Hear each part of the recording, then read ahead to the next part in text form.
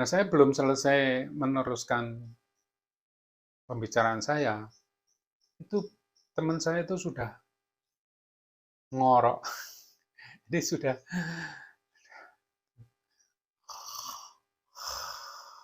nah seperti itu. Itu yang terjadi seperti itu, ya. Ya tidur. Ya udah, akhirnya saya tidak teruskan. Itu loh. Ya. Dia bisa tidur pula sekali sampai mendengkur, ya ngorok itu. Itu tidur mendengkur keras sekali. Nah, hebatnya lagi itu begitu sampai di Masjid Agung Demak, kita belum masuk ke area itu, masih di jalan raya, tapi sudah mendekati Masjid Agung Demak. Itu teman saya itu bangun, ngolet gitu. Apa ngolet bahasa Indonesia apa ya? Itu dia bangun, terus dia tanya ke saya, sampai di mana nih Pak Stanley? Gitu. Nah, katanya tadi mau bangun di Masjid Agung Demak. Lah ini udah sampai. Nah, kali ini saya akan berbagi pengalaman tentang bagaimana saya bisa membantu teman saya yang susah tidur kalau dalam perjalanan di jalan tol gitu. Padahal pekerjaan dia itu hampir sehari-harinya itu harus lewat jalan tol ya, dari Jakarta ke Surabaya, dari Surabaya ke Solo, Solo ke Jogja, Jogja kembali ke Jakarta lagi itu hampir setiap hari itu teman saya itu eh, karena pekerjaannya dia harus naik mobil lewat jalan tol dalam perjalanan jauh itu gitu loh. Kalau kita mendengar jalan tol itu yang ada di dalam benak kita, dalam pikiran kita itu kan biasanya kan jalan yang lurus, mulus gitu ya, bebas hambatan, yang akhirnya bikin kita ngantuk ya kan. Bahkan ketika kita nyetir aja bisa ngantuk gitu kan. Dan bisa akhirnya kita bisa tidur kalau terutama yang ketika kita nggak nyetir kan kita bisa tidur di jalan tol karena memang jalannya biasanya mulus seperti itu dan monoton pemandangannya kan gitu. Nah, tetapi anehnya teman saya itu mengeluh karena dia itu tidak bisa tidur dalam perjalanan di lewat jalan tol itu setiap harinya itu gitu. Dan dia bukan sebagai drivernya karena dia ada drivernya sendiri gitu loh. Waktu itu kami itu dalam perjalanan menuju Jepara. Teman saya dan rombongan itu mereka bertiga dari Jakarta menuju Jepara, sedangkan saya naik eh, dari Semarang gitu bersama-sama dengan teman saya dan tim itu dari Semarang. Nah, dalam perjalanan itulah mulai dari Semarang itu dan setelah kami naik berangkat bareng itu kami akhirnya ngobrol-ngobrol dan saya waktu itu ngomong-ngomong tentang hipnosis dan dia akhirnya dia bercerita itu bahwa dia itu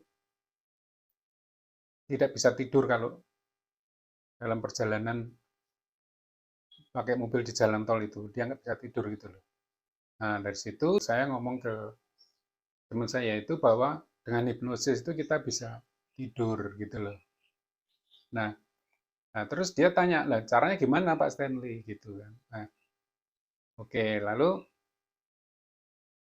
saya bercerita, saya katakan ke beliau itu bahwa kalau kita itu sebetulnya bisa mengatur pikiran kita bahwa misalnya ya kita tidur hanya katakanlah tidur setengah jam tapi serasa kita tidur 3 jam sehingga ketika bisa bangun tidur itu kita bisa merasa segar bugar seperti kita tidur selama 3 jam.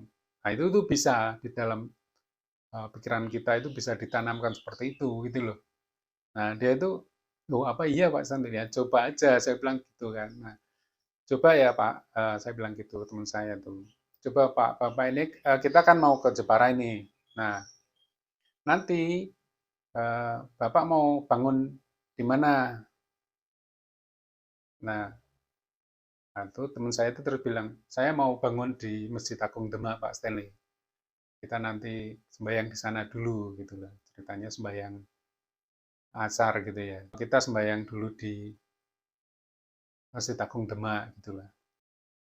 Nah, ada dicoba aja Pak, saya bilang gitu kan. Nah, oke. Nah, terus caranya gimana Pak Stanley? Nah, kebetulan saya waktu itu kan duduk di kursi depan, di sebelah driver. Nah, beliaunya itu duduk di belakang saya, di baris kedua itu. Gitu. Dan satu lagi teman, satu tim itu, satu rombongan itu di sebelah dia, di belakang driver. Oke ya, saya bantu Pak, saya bantu Bapak untuk bisa tidur ya. Ya, oke Pak Stanley. Nah, caranya gimana? Gitu. Nah, oke, oke Pak. Coba sekarang Bapak rileks ya. Eh, pastikan itu sabuk pengamannya sudah dipakai ya. Oh sudah Pak. Gitu. Oke. Sabuk pengaman harus dipakai. Saya bilang gitu. Nah, oke. Soalnya kalau sabuk pengaman nggak dipakai itu berbahaya nanti ketika kita sudah mulai masuk, kita sudah tertidur gitu kan bahaya kalau nggak pakai sabuk pengaman. Maka saya tadi bilang sabuk pengamannya pastikan sudah dipakai. Nah, dia bilang udah Pak, udah saya pakai. Nah, oke. Sekarang silahkan pejamkan mata. Sekarang Bapak rileks, ya. Coba rileks. Nah, rileks itu gimana Pak Stanley? Nah, coba gini, Bapak duduk bersandar dengan rileks. Nah, nanti usahakan semua otot-otot tubuh kita itu tidak menerima beban, tidak menyangga beban gitu loh. Oh gitu ya, Pak. Oke itu ya. Ya, coba sekarang rileks. Nah, rileks. Rileks itu kondisi seperti misalnya kita ada benang basah itu ya. Gitu kita pegang benang basah, benang itu kita lepaskan pasti langsung terjatuh tak gitu kan. Nah, itulah begitu juga kalau kita itu dalam kondisi rileks itu otot-otot kita itu tidak menyangga beban. Ya, baik itu otot mata, otot apa itu?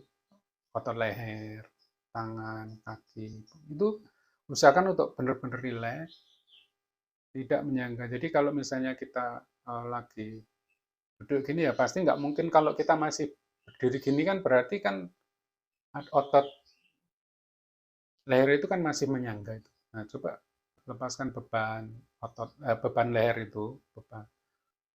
Nah, oke. Ya rileks ya, rileks. Otot mata, dahi, pipi, leher, tangan, sampai ke ujung kaki itu usahakan rileks, serileks-rileksnya, serileks-rileksnya, rileks-rileksnya. Setelah itu, tarik nafas dalam-dalam, tapi nggak usah dipaksakan, nggak usah, itu nggak usah, santai saja, rileks. Tarik nafas dalam-dalam melalui hidung, keluarkan melalui mulut. Ulangi lagi, tarik nafas dari hidung, keluarkan dari mulut.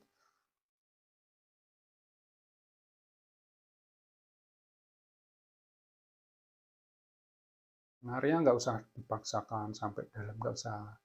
Separuh aja, separuh nafas.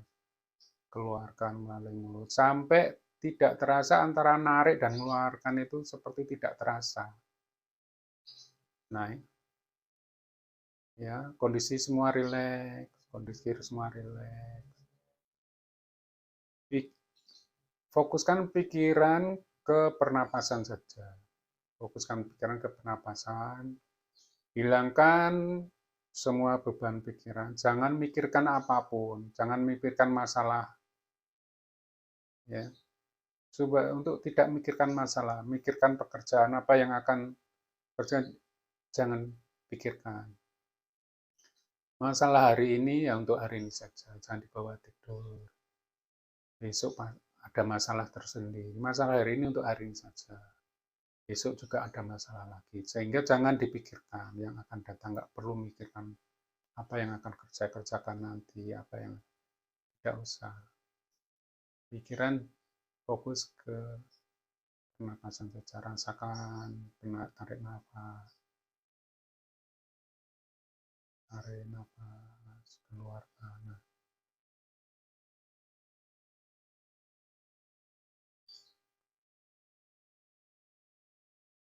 dalam pikiran bawah sadar Anda, tanamkan bahwa nanti saya bangun tidur di Masjid Agung Demak. Tanamkan dalam pikiran bawah sadar Anda, saya bangun di Masjid Agung Demak. Nah itu. Nah saya belum selesai meneruskan pembicaraan saya, itu teman saya itu sudah ngorok. Jadi sudah